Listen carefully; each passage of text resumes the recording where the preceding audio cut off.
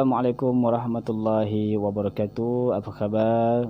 Alhamdulillah, bersyukur kita kepada Allah Subhanahu wa taala sekali lagi kita dipertemukan dalam siri video penerangan PDPC bagi mata pelajaran Imla tahun 5. Dan insya-Allah untuk kali ini Ustaz akan berikan penerangan pelajaran yang ketiga, iaitu pada muka surat yang ke-30, tajuk yang terakhir ya. Tajuk yang terakhir insya-Allah iaitu ta marbutah ya, muka surat 30. Baik, ta marbutah yakni ta yang berbentuk bulat, ada dua titiknya di atas. Okey, ini ta marbutah. Yang lepas kita dah baca ta maftuhah. Ta maftuhah dia ta sampan, ada dua titik di atas. Yakni ta marbutah.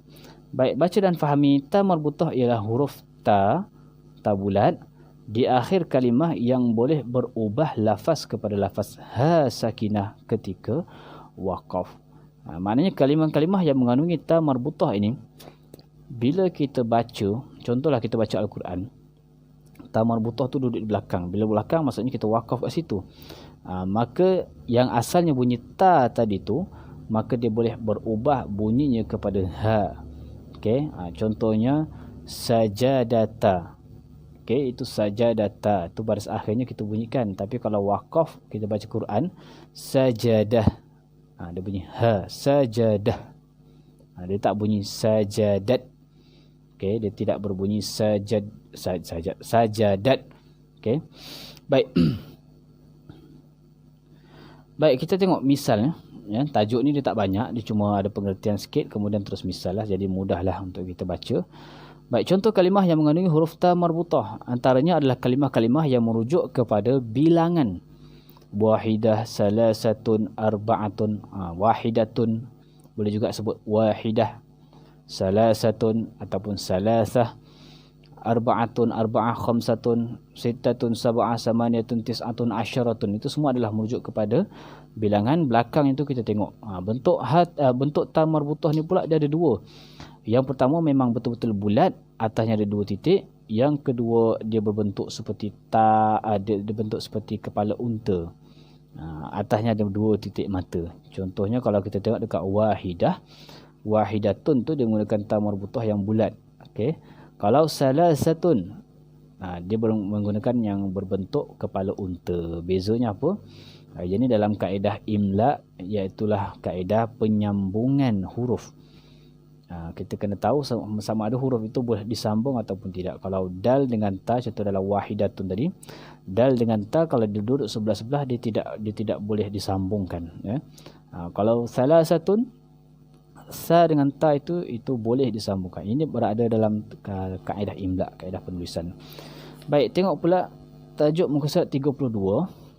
Sama juga contoh kalimah yang mengandungi huruf ta marbutah, tapi kali ini dalam peralatan sekolah. Yang ni kita dah belajar dah kalimah-kalimah peralatan sekolah ni. Mimsahatun, mistaratun, haqibatun, sa'atun, kharitatun, maktabatun, jaridatun, qa'atun, sabburatun. Ini semua adalah nama-nama peralatan-peralatan sekolah. Dan juga ada juga dalam kalimah-kalimah yang lain. Okey. Dalam Al-Quran ada banyak kalimah-kalimah yang selain daripada bilangan tadi dan juga selain daripada peralatan sekolah ni, dia ada juga dalam kalimah-kalimah yang lain. Antaranya dalam surah Al-Qari'ah. Al-Qari'ah tu maksud dia apa? Hari kiamat. Al-Qari'ah. Mal-Qari'ah. Ataupun ada juga dalam surah Al-Humazah. Okey. Dalam kalimah lumazah, al-khutamah, muqadah, muqsadah. Ini semua. Tapi dalam Al-Quran, contohlah ya, kita baca surah Al-Qari'ah. Kalau kita wakaf kat situ, contohnya Al-Qari'ah, kita kena bunyikan ha. Tapi kalau kita baca sambung, contohnya ayat 1 dan ayat 2 kita sambung. Al-Qari'atu mal-Qari'ah. Okey, maksudnya Al-Qari'ah yang pertama tu kita sambung tu masuk yang kedua. Bila kita sambung, maka kita kena bunyikan ta marbutahnya. Al-Qari'atu mal-Qari'ah. Al-Qari'ah yang kedua tu kita tak sambung dah sebab kita berhenti kat situ, maka dia jadi ha.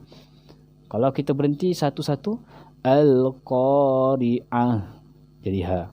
Mal-Qari'ah pun jadi ha. Kalau nak baca straight, Al-Qari'atu mal-Qari'atu wa ma adraka mal-Qari'ah.